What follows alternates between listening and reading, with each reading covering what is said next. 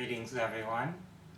This is Jed Schlackman, and I would like to share with you today about the topic of guilt, shame, and self-forgiveness from a psychological and metaphysical perspective.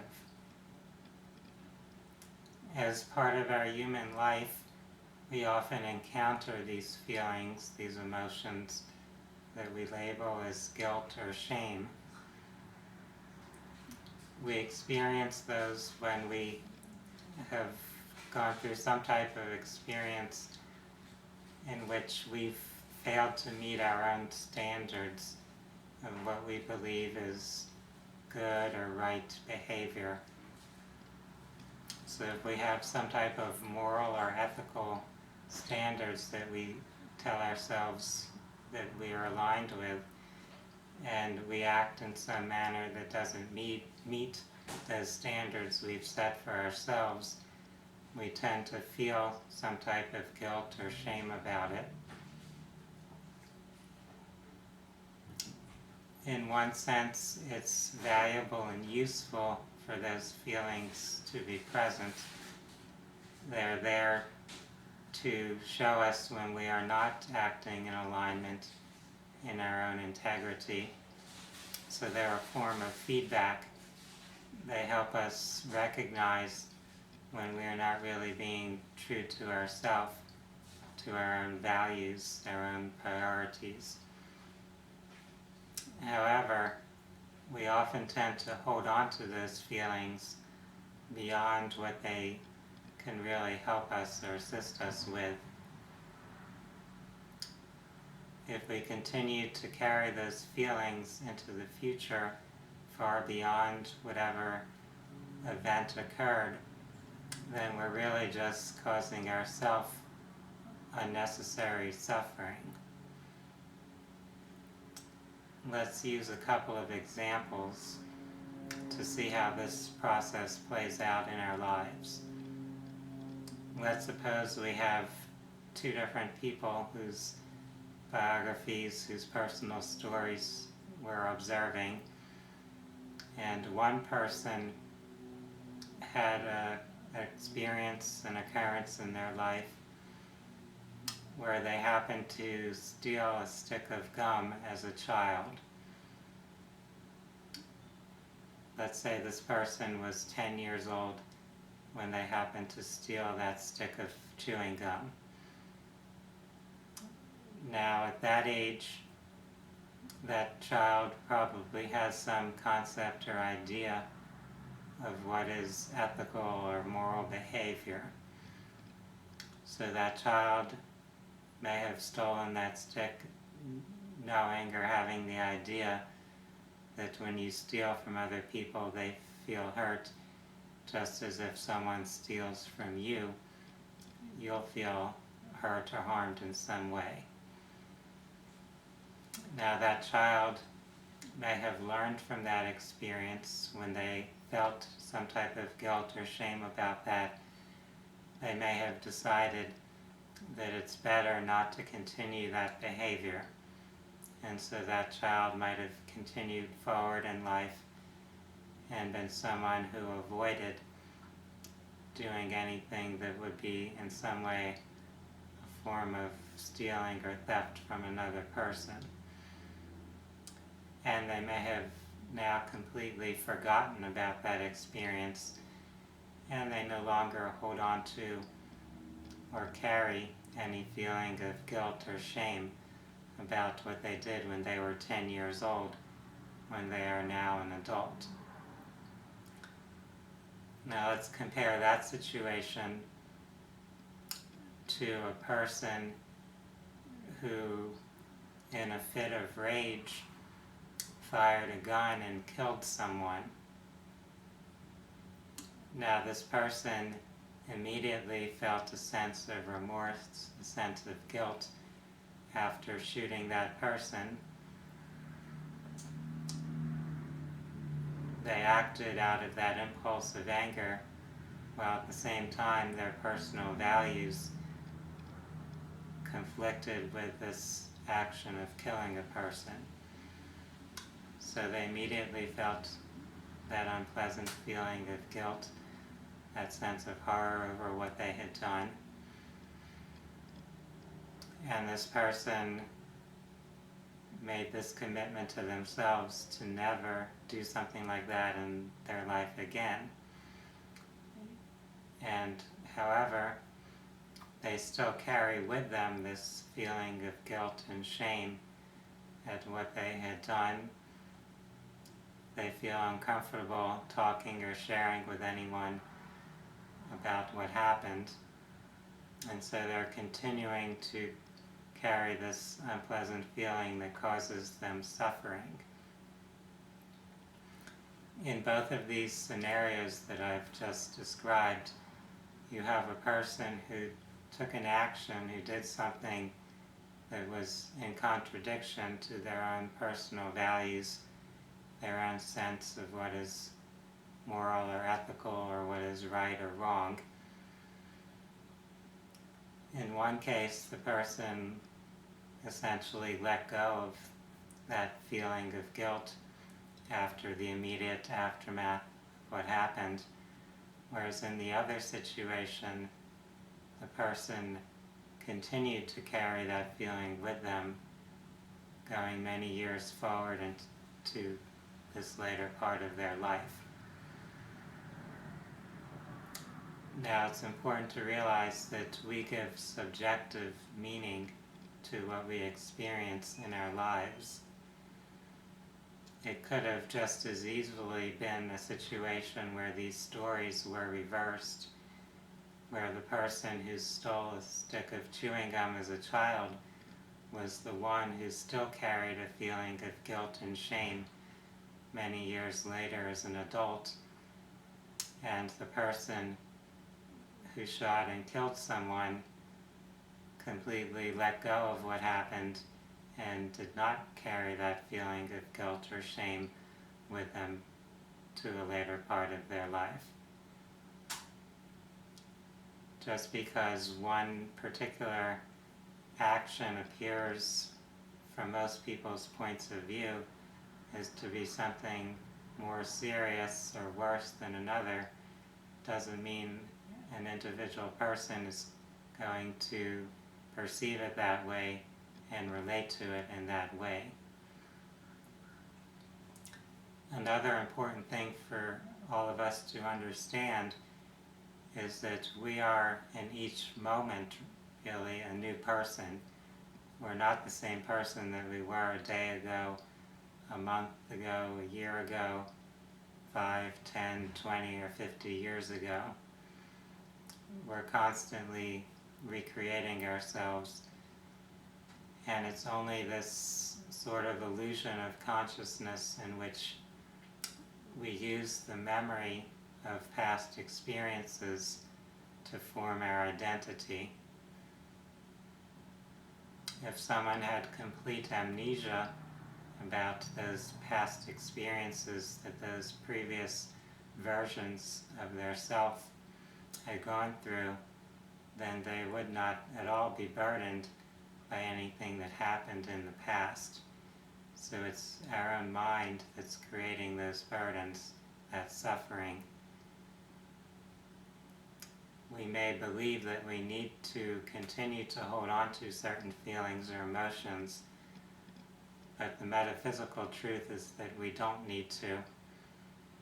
Those were there temporarily to help us learn or understand something, to give us feedback about how we are relating to the world around us, how we are responding to life, to the circumstances and situations that we're in.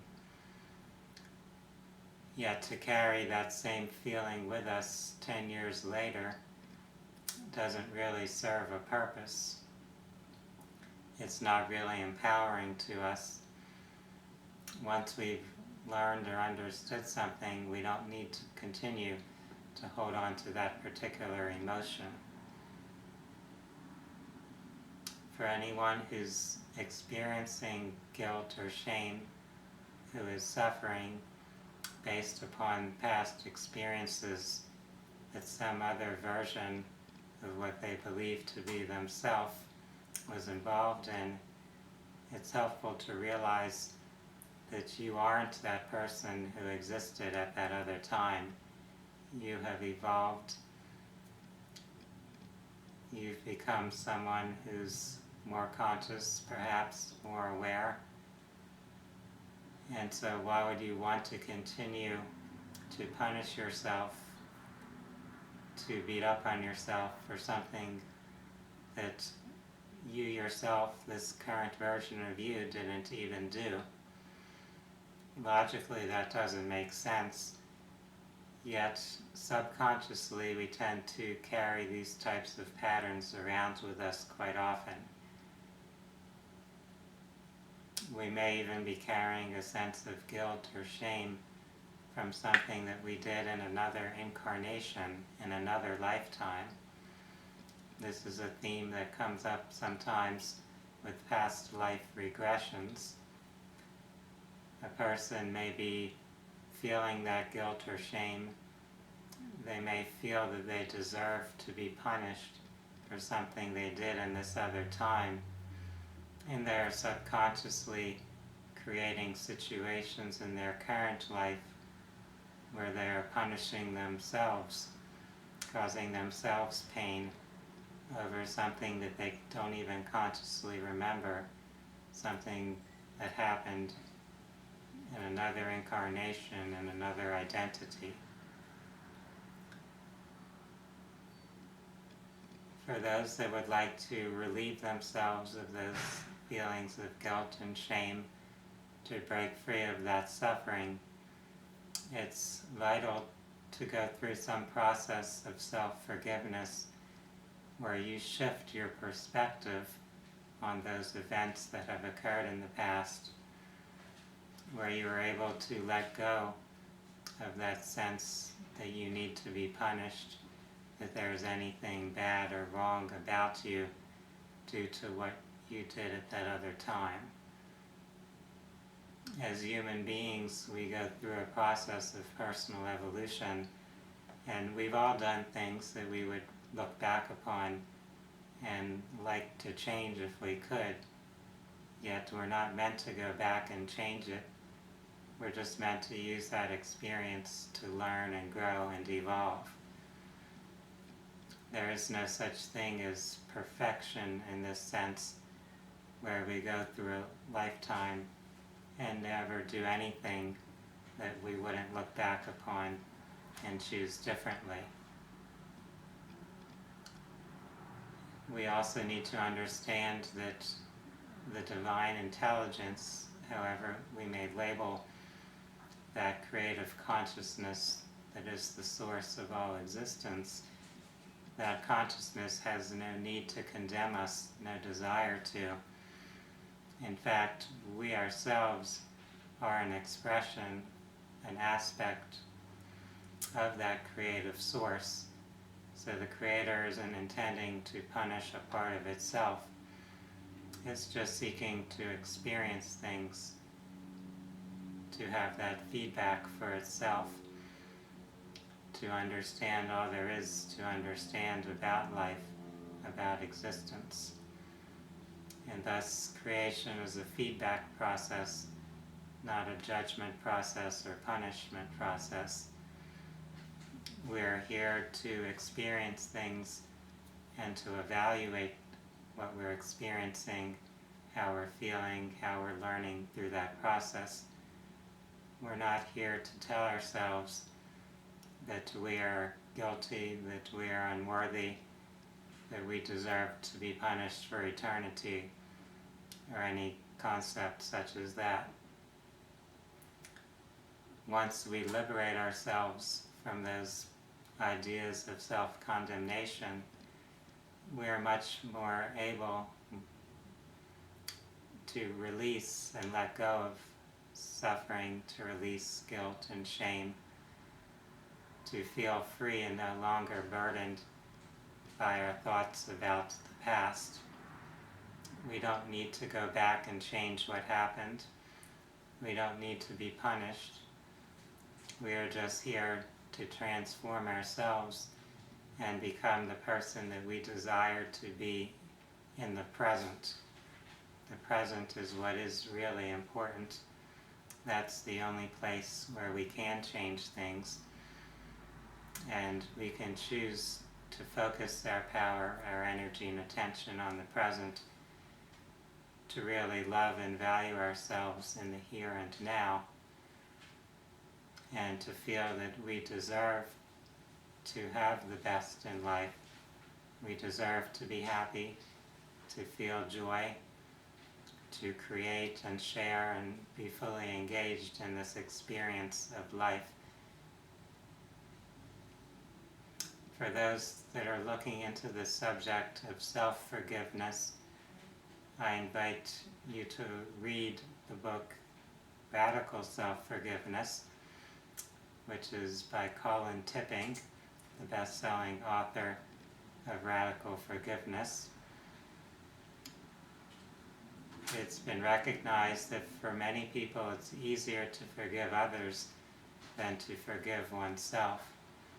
And if you're having that challenge, that book offers some valuable exercises which can guide you through this process of shifting your awareness and your perspective and setting yourself free.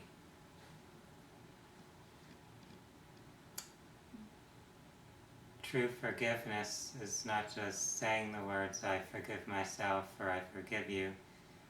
It's really understanding that everything in life is, in a sense, unfolding just as it needs to. And there's nothing ultimately bad or wrong about what we've gone through or what we've done. It's part of this learning process, part of this personal evolution. And therefore, in that sense, there really isn't anything that we have to forgive per se. We just have to shift our perspective and understanding so that we no longer create that idea that there is anything for us to feel guilty or ashamed of. I appreciate each of you for taking this time to explore these ideas, to work on your own personal growth, your own healing process. I invite each of you to watch more of the videos on my YouTube channel. You can also visit my website at phinsights.com. That's phinsights.com, where you can find contact information. You can also find my Facebook page, which is facebook.com/Jedi Holistic Healing.